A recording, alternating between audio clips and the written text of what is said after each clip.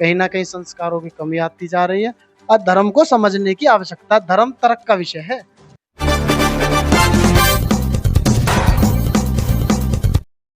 नमस्कार, मैं संजीव कुमार और आप देख रहे हैं रोजाना टाइम्स RTN1 न्यूज। इस वक्त मैं मौजूद हूं उत्तर पूर्वी दिल्ली के भजनपुरा गढ़ी गांव में और आज हमारे साथ में गढ़ी मेंढू के ही एक शास्त्री हैं और उन शास्त्री से पूछते हैं उनके जीवन के जो उनका जीवन व्यापन किस तरीके से आज तक हुआ है और शास्त्री तक का कैसा सफर उनका रहा है। सबसे पहले तो आपका रोजाना टाइम्स RTN1 न्यूज चैनल में बहुत बहुत स्वागत है। आपका बहुत बहुत धन्यवाद आपका आने के लिए, और आप ऐसी समाज में ऐसे लोगों को, व्यक्तियों को लेकर आते हैं, तो आपका बहुत बहुत आभार प्रकट करता हूँ मैं। सबसे पहले तो आप हमारे दर्शकों को अपने विषय में बताइए जरा। मेरा नाम कौशिंदर शास्त्री है, मैं गढ़ी मेंढू का रहने वाला हूँ और मैं यहाँ पर जो भी कार्य करता हूँ, वेद प्रचार का कार्य करता हूँ। जितने भी सामाजिक में जो विधवाएं हैं या गरीब बच्चों की पढ़ाई हैं और सामाजिक उत्थान के बारे में ज़्यादा कार्य करता हूँ।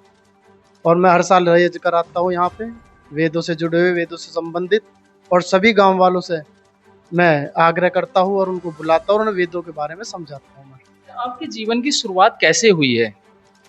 जीवन की शुरुआत मेरी जो हुई है, मैं काफ़ी मतलब जब अपने जीवन में काफ़ी मैं दुर्गुण दुर्व्यसन थे मेरे अंदर।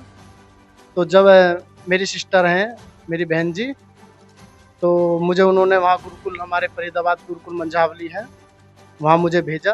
और जब मैंने वहाँ गुरुकुल की शिक्षा और वेदों का अध्ययन शुरू किया, तो वहाँ से मेरे जीवन में थोड़े विचार बदले और विचारों से ही मैं आज ये सब कार्य करता हूँ। ऐसा कौन सा विचार आया आपके मन में जो आपने आज एक गुर्जर समाज को छोड़ करके और आज आपने शास्त्री की ओर जो अपना दिमाग और अपने आप को पूरा आकर्षित कर दिया है? ऐसा क्या चला आपके दिमाग में? नहीं, गुर्जर समाज को छोड़कर या ब्राह्मण समाज में जाना, देखो समाज तो एक लोगों का संगठन होता है, और गुर्जर और ब्राह्मण ये जातिवाद, ये तो जातियां कोई होती नहीं। जाति तो केवल एक मनुष्यता होती है, मनुष्य ही जाति होती है। गुर्जर और ब्राह्मण ये तो आदमी के योग्यता के अनुसार बने हैं। जो जिस कर्म का कार्य करता है वो उसी श्रेणी में आ जाता है। जैसे एक कुम्हार घड़ा बनाता है, तो वो मिट्टी का कार्य करता है तो उसे कुम्हार कह देते हैं। चमड़े का काम करने वाले को चमार कह देते हैं। उसी प्रकार गुर्जर जो शब्द है, ये संस्कृत का शब्द है। तो गुर्जर वो होते हैं जो शत्रु विनाशक होते हैं, तो और ब्राह्मण वो होते हैं जो वेदों के विद्वान होते हैं। ब्राह्मण के कर्तव्य होते हैं जैसे वेद का पढ़ना पढ़ाना, सुनना सुनाना, है ना, यज्ञ करना कराना, दान लेना और देना। उसी प्रकार गुर्जर भी कोई एक समाज वो नहीं है कि भाई कि कोई अलग जाति है या वो है। गुर्जर केवल वही है जो शत्रुओं का विनाशक होता है, जो देश, धर्म और राष्ट्र के लिए, रक्षा के लिए खड़ा होता है, वह गुर्जर होता है। तो मेरा जो रुझान रहा, रुझान मेरा हमेशा वेदों की तरफ, धर्म की तरफ जाता रहा, जिससे मैं अपना शुरू से ही, बचपन से ही मेरा थोड़ा ईश्वर के प्रति श्रद्धा थी। तो मैंने जो अध्यापन किया अपना जीवन का। आपने धर्म की बात की है, धर्म के विषय में क्या जानते हैं आप, ये बताइए जरा हमारे दर्शकों को भी। देखो, धर्म का विषय तो बहुत बड़ा गंभीर है और बहुत आज सबसे बड़ी जो समस्या है और विषय है, धर्म का ही होता है। क्योंकि धर्म के ही नाम पे आज हमारे यहाँ पाखंड फैल रहा है। धर्म के नाम पे ही कश्मीर में आदमी मारे जा रहे हैं और धर्म के ही नाम पे धर्म परिवर्तन कराया जा रहा है। तो धर्म तो बहुत मुख्य विषय, से समझना बहुत आवश्यक है। धर्म कोई पूजा करना या गंगा में नहाना या अगरबत्ती लगाना धर्म नहीं हो सकता। धर्म तो केवल एक है, वेदो अखिलो धर्म मूलम। वेद ही धर्म का मूल है। अधर्म कहते हैं कर्तव्य को। जैसे कि आपका कर्तव्य है समाज में अच्छे लोगों को लाना, ये आपका धर्म है। धर्म कोई विशेष वस्तु या विशेष सामग्री नहीं है। धर्म तो यही होता है, अपने कर्तव्य को निभाए आप। जिसका जो जो कर्तव्य बनता है वो उस कर्तव्य को निभाए। और हमारे मनुस्मृति में भी बताया गया है सूत्र श्लोक के अनुसार कि भाई धर्म के लक्षण क्या है। धृति क्षमा दमस्ते, शौच इंद्रिय निग्रह, विद्या सत्यम क्रोधम, दशकम धर्म लक्षण। जिसके अंदर धैर्य है, जो जिसका जो क्षमाशील है, जो विद्यावान है, तो धर्म के ऐसे लक्षण बताए। धर्म कोई विशेष वस्तु नहीं है। धर्म केवल और केवल सनातन धर्म है। और सनातन धर्म भी, सनातन भी एक आयु है। वैदिक सनातन धर्म ही धर्म है। वेदों को आपने अभी बातों में एक बात और कही है, जिससे कि धर्म के ऊपर चल रहा था, आपने वेदों के ऊपर कुछ और कहा है। वेदों के ऊपर क्या कुछ कहना है? कौन कौन से वेद ऐसे हैं जो हमारे सनातनियों को बताएंगे या हमारे धर्म के जो पितृ हैं उनको बताएंगे, जो हमारे दर्शकों को जरा बताइएगा उस विषय में भी। देखो वेद के बारे में आजकल वैसे हमारे जो युवा बच्चे हैं या पुरानी जो पीढ़ी है, वेदों के बारे में लोग बहुत कम जानते हैं कि हमारे वेद कितने हैं। शायद आपको भी पता हो या ना हो, मैं नहीं जानता। तो वेदों के बारे में बाकी काफी लोग कम जानते हैं। हमारे 4 वेद हैं, ऋग्वेद, यजुर्वेद, सामवेद, अथर्ववेद। और चारों वेदों में अलग अलग चीजें। ऋग्वेद जहाँ ज्ञान का विषय है, वहीं यजुर्वेद कर्म का विषय है, वो कर्म बताता है किस आधार पर करने चाहिए मनुष्य को। वहीं सामवेद हमें बताता हमें ईश्वर की उपासना किस प्रकार से करनी चाहिए। और अथर्ववेद वो विज्ञान बताता हमें, उसमें भी कैसे कैसे हमें क्या क्या विज्ञान को हम कैसे आगे बढ़ा सकते हैं, अपने जीवन की जरूरतों को सुविधाओं को हम कैसे प्राप्त कर सकते हैं। तो वेद बहुत जरूरी है और वेदों को पढ़ना बहुत आवश्यक है, क्योंकि वेद बिना धर्म हो ही नहीं सकता। इसलिए वेदों की ओर लोगों को पढ़ना चाहिए, वेदों को जानना चाहिए। और बाकी ये मत संप्रदाय के चक्कर में ना पड़कर एक बार वेदों का अध्ययन करना चाहिए। तो सुंदर जी, आपने जो शिक्षा प्राप्त की है ये कहाँ से की है, और आपने ये शास्त्री की क्या शिक्षा प्राप्त पूरी कर ली है या फिर आगामी भी जारी है अभी आप? अभी तो शास्त्री की मेरी पढ़ाई जो चल रही है, अभी सेकंड ईयर के पेपर दिए हैं मैंने। और अभी आगे मुझे शास्त्री फाइनल भी करनी है और आचार्य भी करनी है। लेकिन जो मैं कर रहा हूँ, ये हमारा गुरुकुल है फरीदाबाद में, मंझावली, यमुना तट के पास ही। वहाँ से ही मेरी शिक्षा दीक्षा चल रही है। और मुझे पढ़ाई छोड़े भी मतलब 12 साल बाद मैं पढ़ाई के क्षेत्र में, शिक्षा के क्षेत्र में वापस आया हूँ। तो वहाँ से ही मुझे, जब मैंने वहाँ पढ़ा स्वामी दयानंद सरस्वती को, उनके सत्यार्थ प्रकाश को पढ़ा, जब जीवन में कोई भी लक्ष्य नहीं था मेरे, तो वहाँ से मुझे वो लक्ष्य मिला कि मुझे शायद कुछ नहीं तो वेदों के लिए काम करना चाहिए। अब मनुष्य जो कर्म करता है वो 3 प्रकार से ही करता है, मनसा वाचा कर्मणा। या तो आदमी मानसिक दिमाग से करे, या वचन से बोल के करे, या शरीर से करे। लेकिन मैं किसी रोग के कारण सामर्थ्यवान नहीं हूँ कि मैं शरीर से इतना काम कर सकूँ। लेकिन मैं अपने वचनों से और जितना मेरे में सामर्थ्य है अपनी बुद्धि के स्तर पे, वो कार्य मैं करता हूँ। जैसा कि हमें जानकारी दी गई थी कि आप भी एक नशे की ओर आकर्षित थे, और उस टाइम क्या आपके मन में ऐसा चला है जो कि आपने शास्त्रीय धर्म को चुना और नशे को छोड़ा? किस तरीके से नशा छोड़ा है जो आज की युवा पीढ़ी है उसके लिए क्या कहेंगे आप? नशा तो देखो मनुष्य का नाश करती है। नशा, आपने भी नशा किया है कभी? हाँ मैंने किया है नशा। मैं शराब पीता था बहुत ज़्यादा।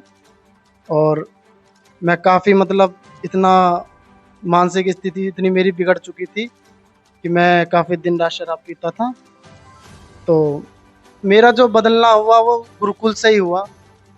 और वहाँ जब मैंने स्वामी दयानंद जी के सत्यार्थ प्रकाश को पढ़ा, वहाँ मैंने समझा कि भाई जीवन का लक्ष्य क्या है, जीवन को किस आधार पर हम ले जा सकते हैं। तो वहाँ से मुझे प्रेरणा मिली काफ़ी कि भाई मुझे जीवन को अपना ऐसे नष्ट नहीं करना। जब मैं आया हूँ इस दुनिया में, तो कुछ ऐसे कार्य करूँ जो मरने के बाद भी लोग मुझे याद करें। और नहीं तो देखो, जीवन तो पशु भी ऐसे ही बिता रहे हैं, खा रहे हैं, लेट रहे हैं और सो रहे हैं। इंसान भी खा रहा है, पी रहा है, लेट रहा है। तो मनुष्य और पशु में कोई अंतर नहीं है। इसलिए मनुष्य वही है जो मनन कर सकता है। मनुष्य का अर्थ ही मननशील होता है। जो मनन नहीं कर सकता, जो विचार नहीं कर सकता, जो पुरुषार्थ नहीं कर सकता, वो मनुष्य ही नहीं है। मैं यही मानता हूँ। तो नशा काफ़ी रहा मेरे जीवन में। कुछ मैं बीमारी से ग्रस्त हो गया, तो मैं काफ़ी नशे के बाद जब फिर मुझे गुरुकुल भेजा, वहाँ भी मुझे अपने दुर्गुण दुर्व्यसन को दूर करने के लिए 1.5 साल लगे। 1.5 साल में गुरुकुल में रह के, जहाँ पर विद्या का भंडार, सन्यासियों की छाया में, आचार्य जी के आचरण में और बच्चों की उस संस्कारवान शिक्षा में रह के मुझे 1.5 साल लगे अपने दुर्गुण और दुर्व्यसनों को दूर करने में।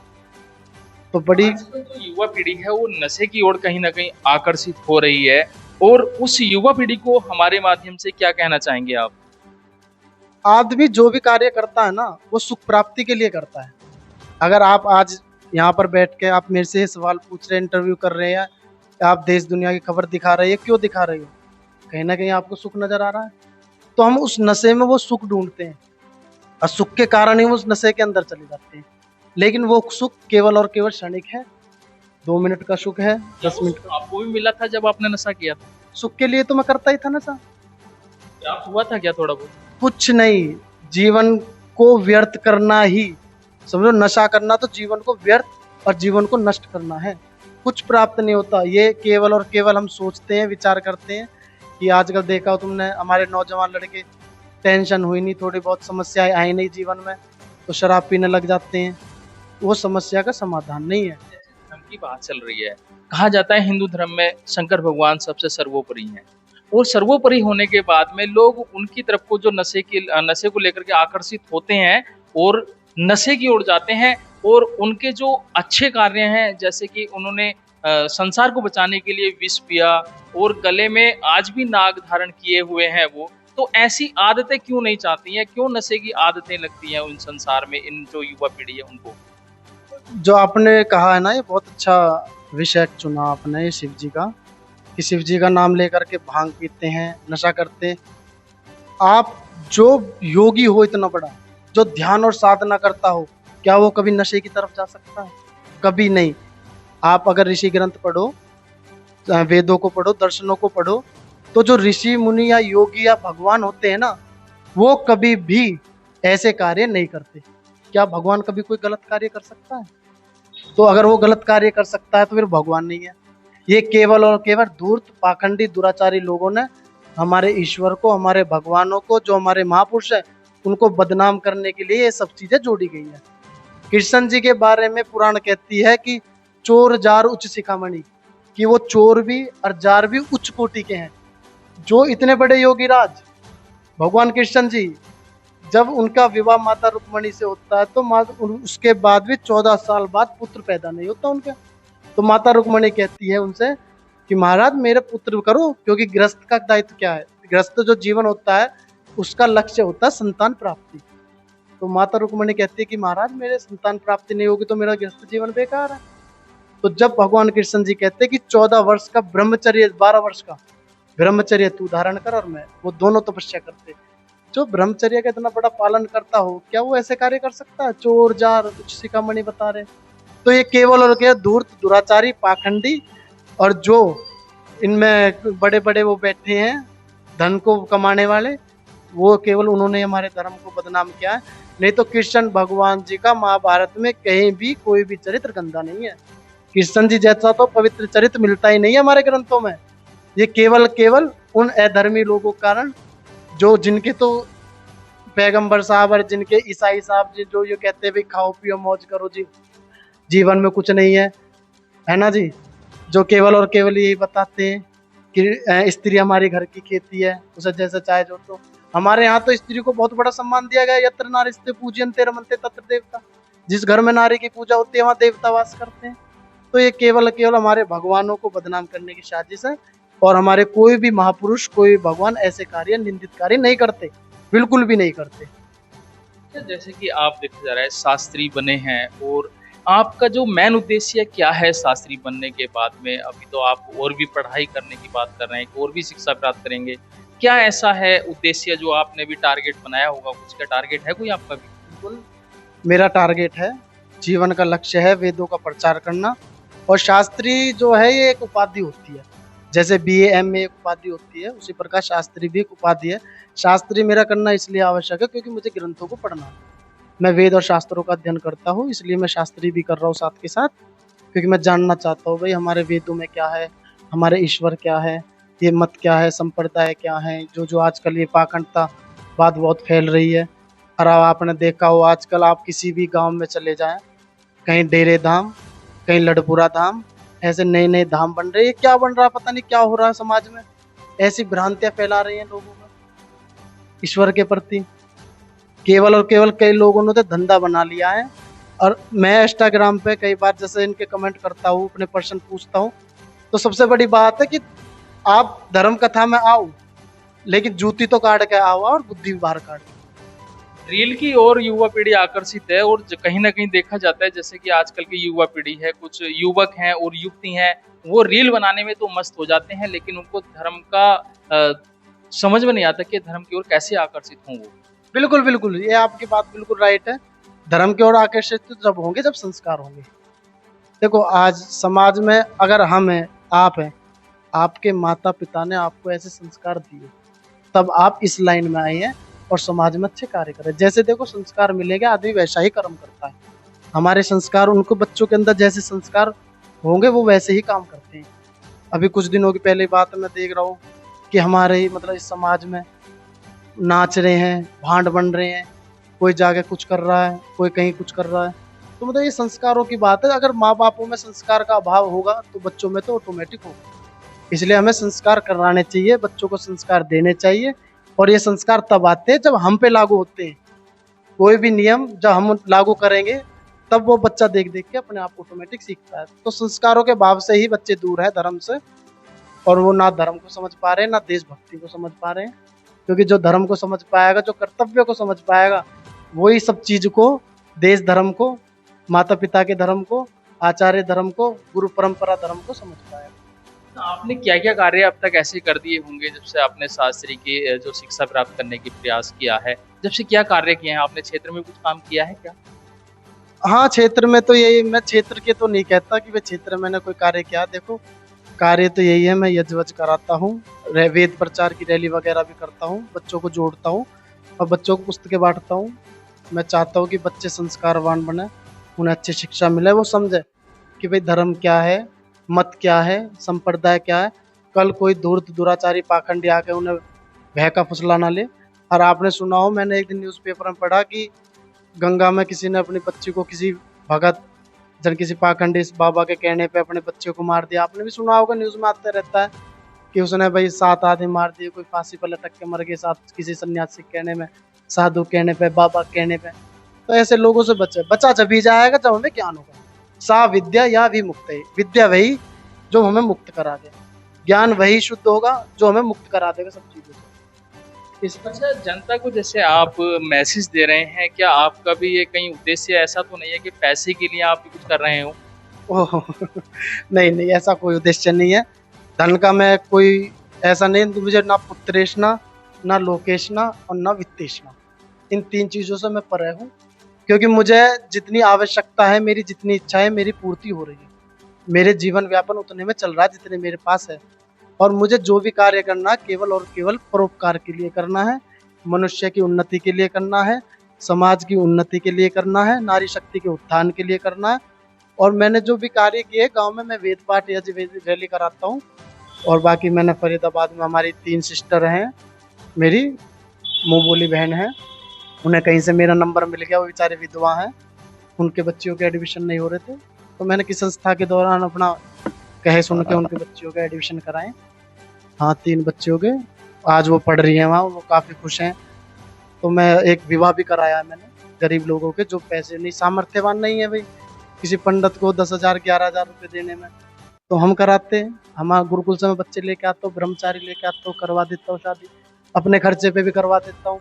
मुझे आवश्यकता पड़ती है तो हमारे गांव में कुछ ऐसे सज्जन लोग हैं जो मेरी सहायता करते हैं। जैसे हमारे एक ताऊ जी हैं, नेताजी, अजीत नेताजी, और हमारे एक ताऊ हैं तपसी प्रधान जी, जो मैं जब भी उनके पास जाता हूँ वो कहते हैं मेरे से कि किसी भी अच्छी कार्य के लिए हमारे दरवाजे तेरे लिए हमेशा खुले हैं। तो देखो, जब हम कोई अच्छा कार्य करते हैं ना तो लोग भी साथ देते हैं। समाज में अच्छाई और बुराई तो साथ भी चलती रहती है।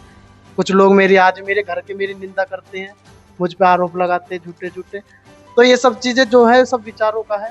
कहीं ना कहीं मेरे विचार बदले, मैं उनकी बातों पर गौर नहीं करता, केवल और केवल अपने लक्ष्य पर चलता रहता हूँ। जैसे कि देखा जा रहा है आज के समय में सनातन के लिए और कहीं ना कहीं हिंदू राष्ट्र के लिए सभी लोग, जितने भी संत समाज है, हिंदू राष्ट्र की डिमांड है। क्या आपकी भी ऐसी है क्या कोई? जितना भी ये संत समाज है और जितने भी ये भाई मत संप्रदाय बने हुए हैं, केवल और केवल इन्हें अपनी कमियों को देखना चाहिए, क्योंकि हमारे सनातन इसमें बड़ी कमी है। सनातन धर्म नहीं है। मैं अब भी आपसे बार बार यही कहूँगा, सनातन धर्म नहीं है। जैसे कि मैंने आपसे पूछा कि आपकी आयु कितनी है, वो आपका नाम क्या है, आपने कह दी मेरा नाम है 72 साल, तो ये आपका नाम कोई है? ये आपकी आयु है। सनातन एक आयु है, जिसे हम कह रहे हैं ना सनातन धर्म, सनातन धर्म। सनातन एक आयु है जो सदा से चला आ रहा है, लेकिन वो क्या चला रहा है इस पर लोग विचार नहीं करते। तो क्या लगता है कि हिंदू राष्ट्र होना चाहिए या नहीं होना चाहिए भारत देश में? नहीं, हिंदू राष्ट्र होना चाहिए और हिंदुओं को समझना चाहिए। हिंदू राष्ट्र के समर्थन हम भी करते हैं, लेकिन पहले तो हमें अपने विवाद खत्म करने पड़ेंगे। कहीं ना कहीं मुझे लगता है कि हमारे विवाद है। अभी आपने कुंभ मेले में देखा हो, वहाँ के शंकराचार्य जी हैं, मुक्तेश्वरानंद जी कुछ ऐसी नाम है उनका, स्वामी जी का। तो मैंने उनका बयान सुना, उन्होंने कहा कि भाई गंगा में केवल वो लोग आए जो मानते हैं कि गंगा में नहाने से पाप कट जाते हैं, आर्य समाजी लोग ना आए, क्योंकि आर्य समाजी नहीं मानते कि गंगा में नहाने से पाप कटते हैं। तो जब भाई आप दोनों जो मत है, भाई हमारा तो जो आर्य समाज है वो श्रेष्ठ समाजों का उनका वैदिक मत है, भाई आपस में बैठ के अपने जो हमारे बीच में वो है भाई वाद विवाद है उनको बैठ के सॉल्व करना चाहिए, क्योंकि ऐसे लोग भटकते हैं और ये आगे चल के बहुत बड़ी विडंबना साबित होगी। क्योंकि देखो बटेंगे तो कटेंगे, ये तो आप जानते ही हैं, क्योंकि कुछ लोग कुछ मानते हैं, कुछ लोग कुछ मानते हैं, इसलिए हमें अपनी कमियों को, जहाँ जहाँ विवाद बनते हैं जिन बातों से, उन बातों को बैठ के सभी धर्म गुरुओं को इकट्ठा होकर उन पर सॉल्यूशन ढूंढना चाहिए। बटेंगे तो कटेंगे की बात की है, और कहीं ना कहीं आज जातिवाद में जो है पूरा धर्म बटा हुआ है, उनको क्या रहेगा, क्या जातिवाद खत्म होगा? जातिवाद की जो जड़ें हैं ना वो काफी गहरी जम चुकी हैं, और मैं जब गहन चिंतन और मनन करता हूँ तो मुझे लगता नहीं कि ये कभी खत्म होगा।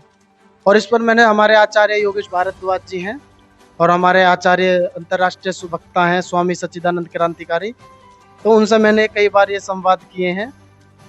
तो अगर इसका कोई सॉल्यूशन है तो रोटी और बेटी एक करने से ही इसका सॉल्यूशन है, अन्यथा इसका कोई सॉल्यूशन नहीं। अगर हम सभी लोग, हिंदू लोग सभी रोटी और बेटी एक करते हैं तो ये जातिवाद खत्म हो सकते हैं, अन्यथा मुझे कोई ऐसे दूर दूर से आसार नजर नहीं आता। हमारा लास्ट क्वेश्चन रहने वाला है इन सनातनियों के लिए, जो सनातनी आज अपने आप को कहते तो सनातनी है लेकिन कहीं ना कहीं नशे की ओर ज्यादा आकर्षित हो जाते हैं। फिर से हमारा द्वारा नशे का कारण ये आया है, क्योंकि आप भी नशा छोड़ करके एक शास्त्री की ओर आपने भी अपना रुझान किया है। तो नशे को कैसे छोड़ा जाए, कैसे युवा पीढ़ी हटे, ये लास्ट क्वेश्चन हमारा रहने वाला है आपसे। देखो, जो नशे को छोड़ने की बात कह रहे हैं ना आप, नशे तो केवल, और कोई भी चीज छोड़ने के लिए ज्ञान की आवश्यकता है। अब ज्ञान भी, हमें ज्ञान है या अज्ञान, ये हमें कहाँ से प्राप्त होगा? केवल और केवल मेरा नशा छोड़ने का जो मोटिव था, जो मैंने पढ़ा, केवल और केवल योग दर्शन। हमारे रोजड़ के स्वामी विवेकानंद जी हैं, रूप दर्शन योग महाविद्यालय के, उनके मैंने केवल उनके यूट्यूब के माध्यम से योग दर्शन का एक सूत्र पढ़ा, योगस्य चित्तवृत्ति निरोधा, मन के विचारों को रोकने का नाम योग है। तो जब मैंने सोचा कि यार मन के विचारों से तो हम सारे कार्य करते हैं, पाप और पुण्य जितने भी हम कार्य करते हैं सब मन के विचारों से ही होते हैं, हमारे विचार जैसे होंगे हम वैसा ही कर्म करते हैं।